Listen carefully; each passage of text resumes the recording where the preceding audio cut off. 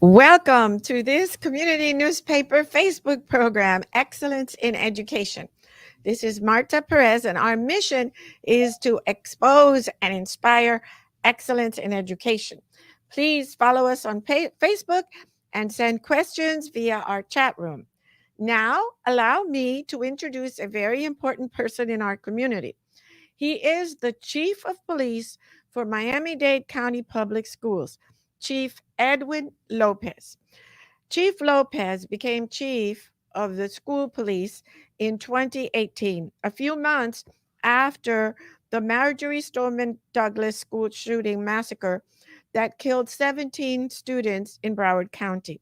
It was a difficult time for all school districts in the United States, but particularly to Miami-Dade because Broward is our neighbor. With 22 years of experience in Miami-Dade County Public Schools, Chief Lopez held posts as interim police chief, police commander, sergeant, resource officer, special response team member, bike patrol, internal affairs unit, background unit, region commander, detached investigator with the state attorney's gang strike force, and physical education teacher. He has excellent people skills and common sense, very good traits for a police chief. So please welcome Police Chief Edwin Lopez. Welcome, and tell us a little bit about you and your background and how you came to be the police chief. Thank you. Thank you for having me, Dr. Perez. My background, I was born and raised in Miami-Dade County here. My mom from Spain and my dad from Cuba. They actually met in the 60s in Spain and ended up getting married over there and landing in Miami, Florida in the early 70s. Born and raised, like I said, a product of the Miami-Dade County Public Schools. I went to Village Green Elementary, W.R. Thomas Middle, and ended up graduating from Miami Southwest Senior High School. Oh, my school's off. See, and, great. Shortly thereafter, I wanted to I had a passion of working with kids and playing sports, in my earlier years. What sports? Baseball and football primarily. I ended up going to Florida International University and obtaining my bachelor's degree in physical education. Okay. I liked working with kids. I started my career with no aspirations of really going into law enforcement, more with a focus on working with kids and still liking sports. So I thought PE would be a great subject to teach. So I taught elementary PE for a few years. Went great. Met some police officers when they would do career day at the school or whatnot, and I kind of piqued my interest in working with kids. I saw the negative perception that these students had toward law enforcement. They were actually scared, and kind of reminded me of when at my upbringing, I grew up with a fear of the police. I remember going to Kmart, in Hialeah when I was like 5 years old, and my grandmother holding my hand and threatening me, saying, "Hey, if you behave bad," and pointing at the cop, "I'm going to send you to the police." And so I grew up scared of the police. So I met these police officers that were real friendly with the kids, and it kind of like I said, piqued my interest, and I wanted to see if that would be a career that would work with me, knowing that I can always fall back on teaching if it didn't. And so I selected the Miami-Dade Schools Police Department because it allowed me to do both. As a school resource officer, I could still work with kids firsthand, teach them, coach them, mentor them, but also on the law enforcement side, and actually prevent them many times from going to jail. So it was a great experience. That's kind of how I was introduced. I noticed there's a pattern in your life about policing and showing people that policemen are there to protect and to help. And I know that the school resource officers are very important to you. Tell us exactly what training do they receive, and what are some of the important characteristics that you look for in a school resource officer? Well, that's a great question, because it takes a special person to be a police officer, but it takes a very special and unique person as well to really want to work with kids in a law enforcement setting. It's very challenging. I mean, the law enforcement profession is full of great, I like to call them heroes, because they put their life on the line on a daily basis, often, and get no credit, which is fine. That's what kind of we sign up for. But when you're working in a school setting in this day and age, with students who are so influenced by social media and have maybe a negative perception of law enforcement as well, it really, it really challenges us. Some of the characteristics, you have to have an attitude of, utilizing arrest as a last resort. It's something that we teach, but it's something that has to be, in the heart of an individual. You got to be kind. You got to be able to mentor and coach kids. You got to be able to work with kids and explain and have good communication skills to really reach those children, and always seek alternatives to an arrest. Kids are going to make mistakes, just like we all made as kids, and really, it takes a lot of work to coach and mentor them. It's Mhm. easy to take a kid to jail. That's easy, but it takes a lot of work to mentor and coach them and avoid the school to prison pipeline, and we've been able to do that. How bad are gang? I know for many years gangs were such a big problem throughout the United States. How bad is that a problem for us at the school district anymore? No, thankfully, here in Miami-Dade County Public Schools, although we do have, certain issues, the traditional gangs have kind of passed us by. We experience more challenges with students dealing with other facets, whether it's, vaping, whether it's social media threats. That it's really changed over the last 10 to 15 years, the challenges for law enforcement in terms of a school setting here in Miami-Dade County. That is. And guns. I know before there used to be guns that we'd confiscate at schools. How is that does that continue to be a problem for our police officers?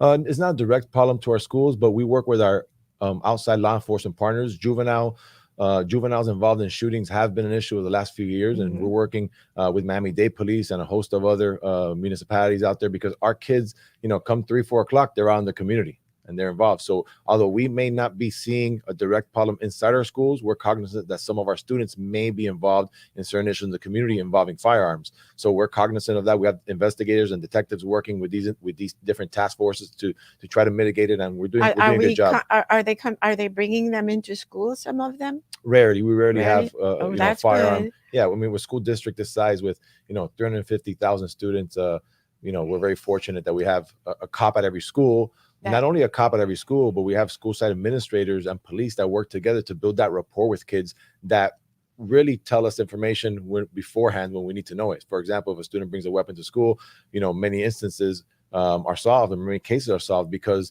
of a student who feels comfortable enough to approach a law enforcement. Traditionally, the students many times would not feel comfortable approaching a law enforcement because they would fear retaliation or that they would be in trouble. We have created a system and an ambiance where students feel comfortable approaching the school resource officer and sharing information without fear of being called a snitch or whatnot. mhm. So we're very fortunate. That's We're very difficult. fortunate. It's very well. Police chief, one of the things that was so shocking to everyone in Florida and everyone in the nation was right when you became the police chief. What happened at Marjorie Stoneman Douglas, and for many years, Miami-Dade has had a police department, and some other school districts do not, and it's an expense. It's been an expense for the school district, and I've been a school board member for many years, and we would often get other people come and say, well, you don't need a police department, you can take all that money and use it for other things. And the school district, our school board has always maintained that we did need a school board police. Tell us about the history of the school board police, and tell us more about, like, your officers and how all that came to be. And it's my understanding that we are the largest school board police. We have the largest school board police department in the United States. Is that correct? Yes, it is. Yes. So tell us about that. So we currently have 480 sworn law enforcement officers as part of the Miami-Dade Schools Police Department, making us the largest school-based police department in the country. For many years, the Los Angeles Schools Police Department was the largest, but after the incident that occurred in Marjorie Stoneman Douglas, that tragedy over there in February of 2018, through the hard work of the superintendent and the support of the board, we were able to secure a referendum and allocate funds to hire police officers. We used to be number two. Los Angeles used to be number one. But after the incident, uh, there were certain changes in Tallahassee that allowed us to get more police officers. What is the current status of schools to police officers So, today? so the law mandates a law enforcement or guardian at every school site, at every public school. So the superintendent and myself and the board, we all came together and we came up with the decision to ensure that we had professional sworn law enforcement at our schools. And we embarked on a hiring campaign, and that's how the agency was able to grow. And currently, we have, a law enforcement officer at every school site. It's shocking to many parents at the elementary level because they're not used to having a police officer at the school. Especially in 2018-19, that school year, and 20 was a very unique school year with the pandemic. So our officers were navigating, assisting in a multitude of roles, helping principals. And that's the advantage of having your own school police department. Our officers don't only, provide safety and security at the school setting. During the pandemic, when students were learning remotely, our officers assisted school site personnel in delivering smart devices to many students that did not have them, whether it was laptops or whatnot, cords to charge the laptops, delivering food and meals to students, working with the superintendent and board members at food drives, delivering food in the community. Our SROs and our school police department take a multitude of roles within the community. Now, the department's been established since 1957.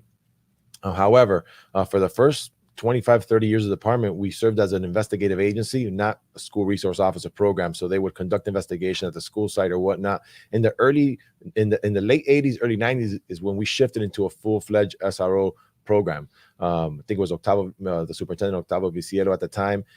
He wanted to have an officer at every senior high school and middle school. So we expanded the program, but we still didn't have the elementary schools. We would service them. We would provide coverage. We would visit them routinely, but to have coverage from bell to bell was something that we really didn't see coming until the tragedy that occurred in 2018. So we went from an agency on the day of the tragedy of Marjory Stoneman Douglas of 170 sworn officers, we grew to 480 where we are today. So we've grown a lot. We've been able to hire great police officers that really have a vested interest in not only providing law enforcement services to the community, but wanting to work with kids, which is very special. Very special, absolutely, and so successful. Knock on wood, so far.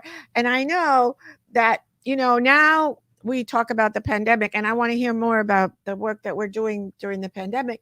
But before that, especially with Marjory Stoneman Douglas, which was such a terrible eye opener for all of us, I know that you work with all the other police departments in Miami-Dade and around.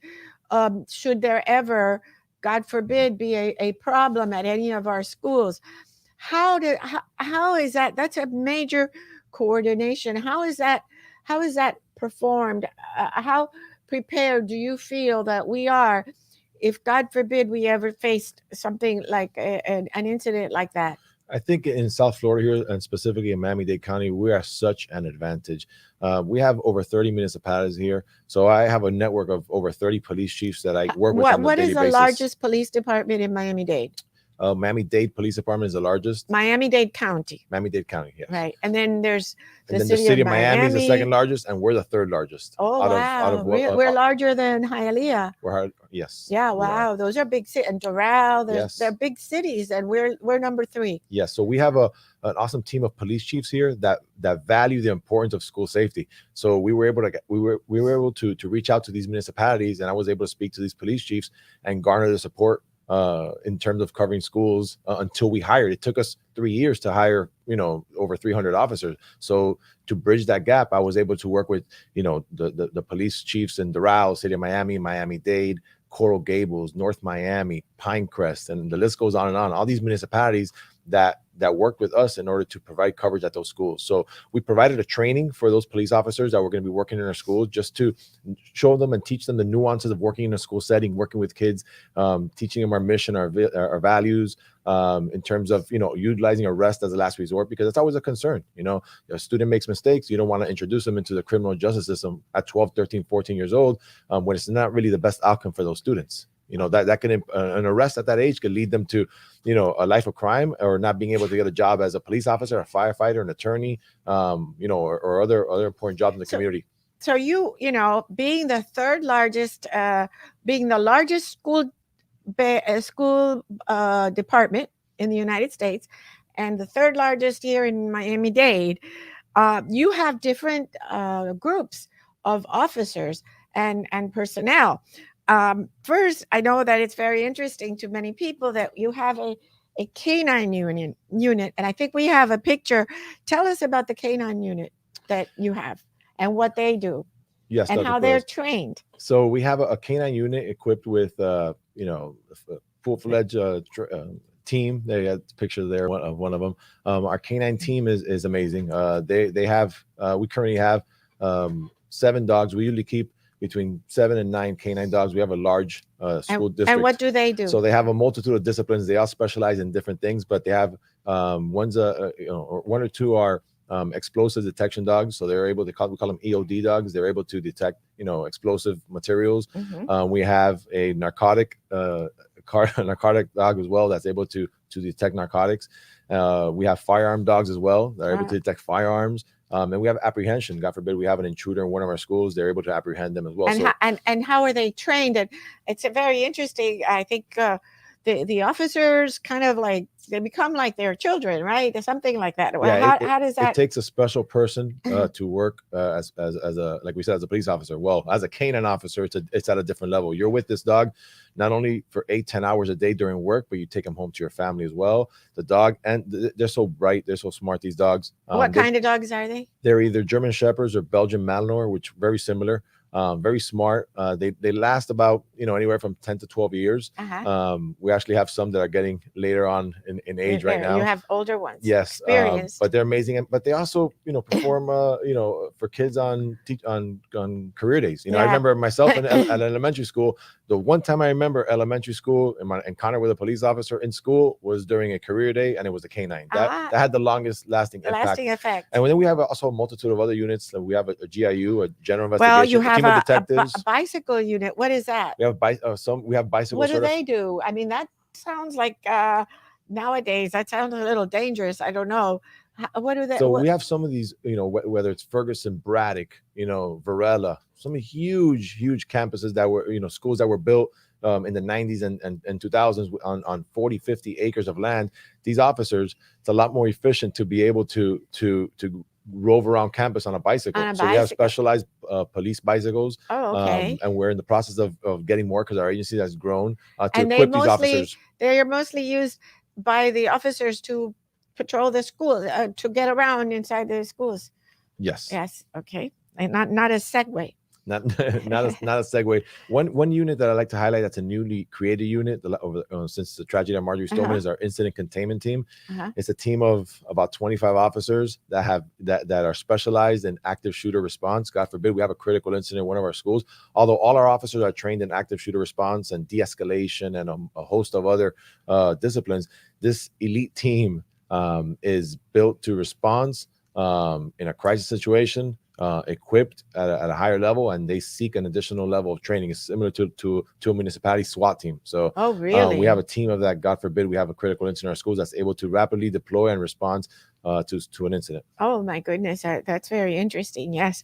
How about the aggressive driving unit? What about that? So it's obviously we have school zones in our elementary schools. We have individuals that we've caught driving under the influence, in the morning time, whether they're leaving a bar at night and they pass by a school zone. We've had actually students get hit by cars in school zones or, over the years. So we have an aggressive driving unit. It's a team that's mobile, that focuses on different school zones, that conducts traffic enforcement. All our officers conduct traffic enforcement at the school setting. However, this team is especially equipped to conduct traffic enforcement not only in schools, but in other areas, assisting other municipalities. Just like other municipalities assist us, like to cover schools after Parkland, we assist them as well in other details in the community. How about the honor guard? The honor guard is a special unit. They perform ceremonies for special events, whether it's a police officer swearing in, an important board meeting, a swearing in ceremony. Unfortunately, when an officer passes away, there as well, and they're a vital part of our organization as well. And we talked to us a little bit, tell the viewers about our police academy and our police explorer program. The police explorer program is our signature program. I mean, it's really taken off over the last few years. It involves a true mentorship and guiding program for students in high school. We're expanding it this year for the first time into our middle school age children, and It focuses on working with these kids who may seek a career in law enforcement, but they many times serve to us as another layer of eyes and ears at the school. These usually are 20, 30 kids at a school site that are piqued by the interest of law enforcement. So the SRO trains them, works with them, and conducts almost a mini police academy for them throughout the year, so they get an actual taste of what it is to be a law enforcement officer. And are you needing more officers? Are you hiring? We're always hiring because we have folks retiring or whatnot. So here and there, our agency has grown so much. So yeah, we're always hiring. We're not hiring at the pace that we did before, right?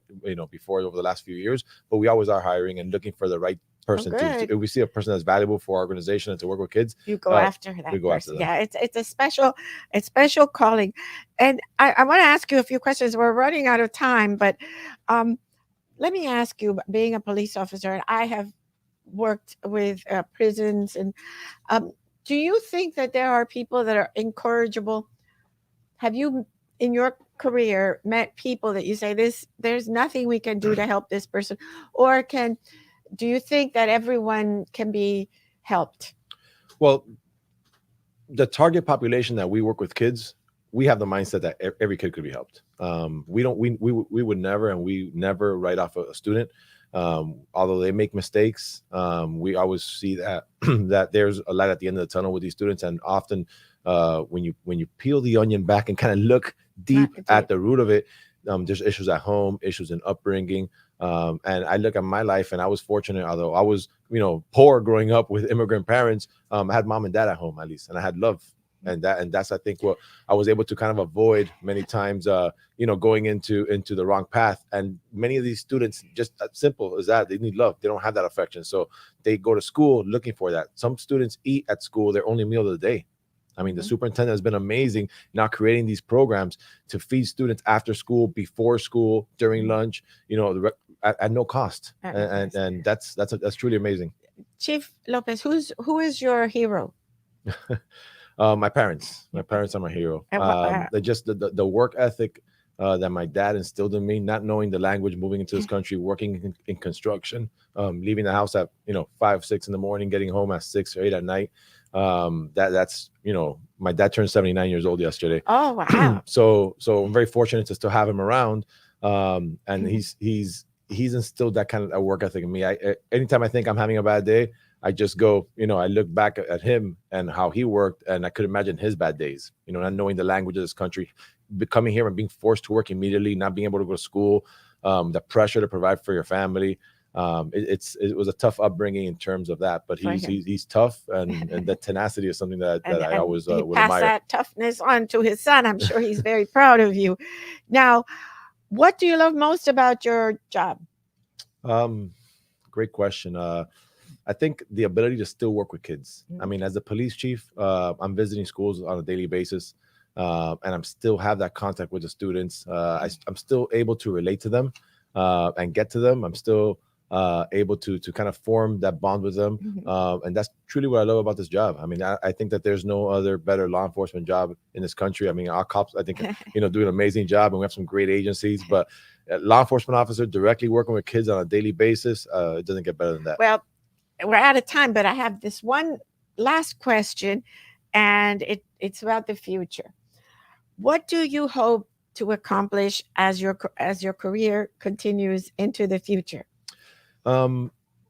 More mentorship programs for elementary and middle school age students. I think traditionally law enforcement working with those teenagers, at-risk teenagers. I want to continue the programs that we have with at-risk youth, but I also want to create programs, which we are creating, to work with kids that are doing well in school. Because at the end of the day, all kids are important. And I think that if we start changing that mindset at an earlier age, when these students are in elementary school, as they progress through middle and high school, we'll have better law enforcement and community relationships, and as they become adults. So not only focusing on at-risk youth, continue that focus, but also expanding the focus to middle and elementary age students to create that positive relationship. Wow. Miami-Dade is so fortunate to have you.